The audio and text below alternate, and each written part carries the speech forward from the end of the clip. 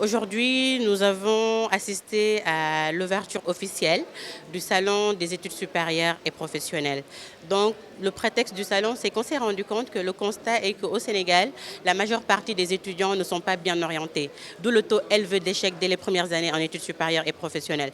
Maintenant, ce salon se veut une plateforme de rencontre entre les écoles, les universités, les parents d'élèves et les étudiants.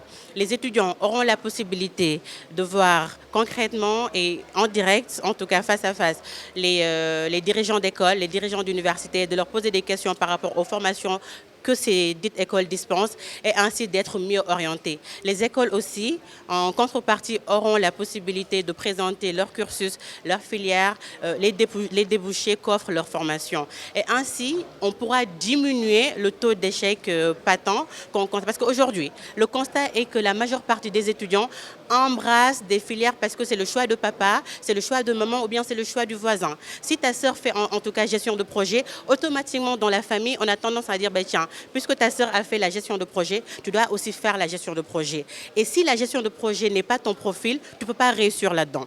Et en marge du salon, parce que nous ne voulons pas faire du salon pour faire du salon. Nous voulons faire du salon impacter les étudiants. Donc, des formations sont offertes à longueur de journée. Aujourd'hui, nous offrons des formations en géologie pétrolière, des formations en neuromarketing, des formations en négociation commerciale, des formations en gestion de projet et des formations en technique de recherche d'emploi. C'est important parce qu'aujourd'hui, on s'est rendu compte que la majeure partie des chômeurs, ce n'est pas parce qu'ils n'ont pas les capacités techniques et intellectuelles pour embrasser une discipline. Mais le problème, c'est qu'un recruteur qui reçoit plus d'une centaine de demandes par jour, ton CV, ta lettre de motivation, ce sont tes pièces d'identité. Le recruteur, il ne sait pas si tu es major de ta promo ou pas. La première chose qu'il voit, c'est la présentation, le dossier que tu lui envoies. Si le dossier est mal libellé, automatiquement, il te rejette, sans pour autant chercher à savoir qui est derrière. Donc, avant toute chose, c'est important de les initier aux bonnes techniques de recherche d'emploi. Vous allez voir que tout de suite, il y aura la journée Confégès.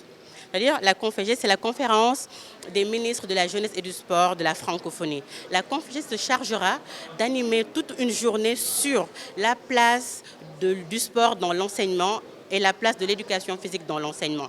Parce que le constat au Sénégal, c'est que le PS, comme on l'appelle, perd en tout cas sa présence dans les écoles. On ne pratique plus, surtout au niveau supérieur.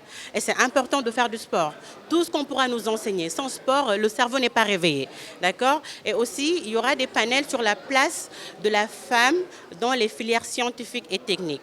Et sur la place de la femme dans les armées. Le Sénégal est un pays très très riche en ressources extractives. Avec l'avènement du pétrole, tout est là. Donc les femmes ont aussi leur mot à dire.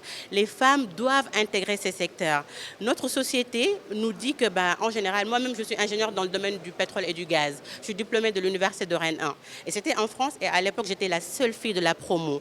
Donc voilà, c'est un mal qui est international. Mais maintenant au Sénégal, je ne veux pas que ce mal perdure ici. Les femmes doivent savoir qu'elles ont le même cerveau que les hommes. Là où les hommes réussissent, les femmes doivent réussir. Les femmes peuvent réussir et mieux. Parce que la femme, c'est l'intuition. Maintenant, le panel, justement, c'est d'ouvrir, en tout cas, d'offrir cette plateforme aux femmes, de leur dire que, écoutez, venez vous inscrire dans ces filières techniques et scientifiques et dans l'industrie extractive parce que vous avez votre place. Il ne faut pas laisser cela qu'aux hommes.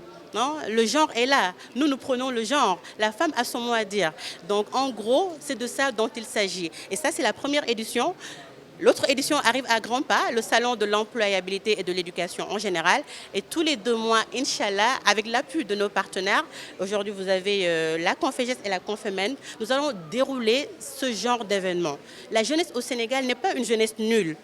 La jeunesse n'est pas une jeunesse feignante, mais nous sommes une jeunesse désorientée. La jeunesse n'a pas accès à l'information et à la bonne information. Donc nous voulons lutter contre ça. Maintenant, je pense que moi, le constat que j'ai, c'est que je ne veux plus voir des jeunes qui traînent. Je ne veux plus voir un maîtrisard au chômage. Je ne veux plus voir un bachelier au chômage. Parce que l'entrepreneuriat doit être acquis dès les premières heures de l'enseignement.